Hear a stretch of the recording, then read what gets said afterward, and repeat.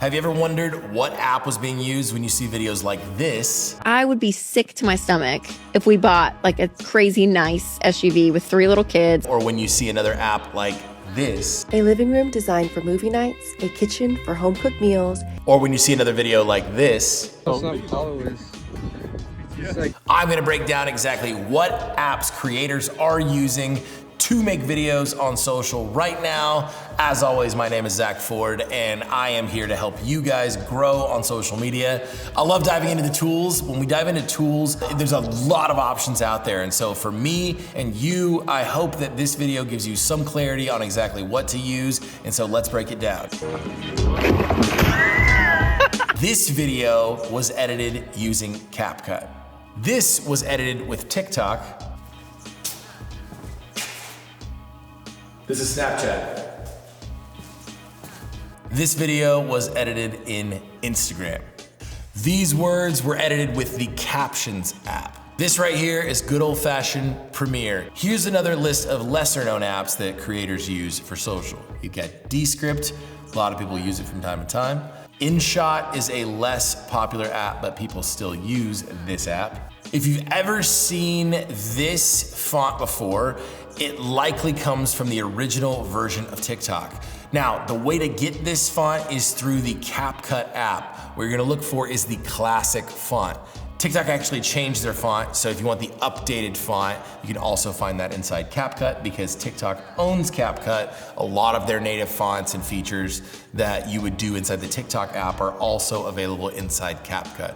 CapCut, in my opinion, is one of the most powerful mobile editing apps, and just in general, their desktop app is also great.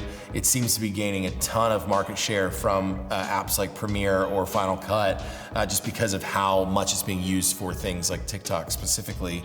And so they have the green screen features in there, a lot of other native things. And so CapCut is a great app to be able to use. Next is editing in the Captions app.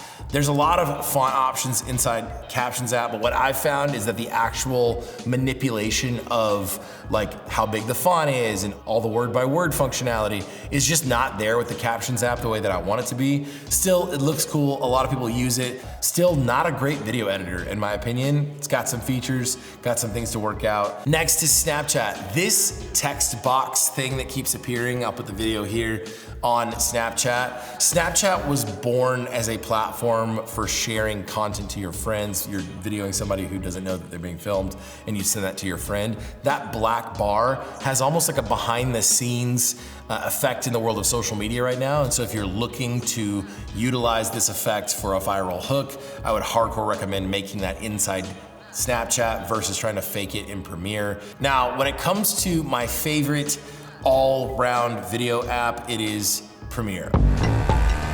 Premiere is great on desktop. They've just released a mobile version, but desktop is still the GOAT in my mind. It has all the transcription and editing abilities that you would want your video editor to have, like CapCut. The reason why I specifically like Premiere for editing text in my social videos is because it is not just a great editor, but you can change word by word in different areas. In general, I feel like I have more control inside Premiere, and so the real ones out there are using CapCut and Premiere. Premiere is a fantastic tool. They keep integrating the text function in Premiere is great. This does not go without saying, but I will mention DaVinci Resolve here with Premiere. They function very similarly in how they affect text right now. If anything, DaVinci is slower behind the times with text. And by the time you watch this video, maybe I'm wrong. But for the most part, you can do what you can do in DaVinci and Premiere together, and they work seamlessly. But I did not do a DaVinci look because I'm not a DaVinci boy, so it is what it is.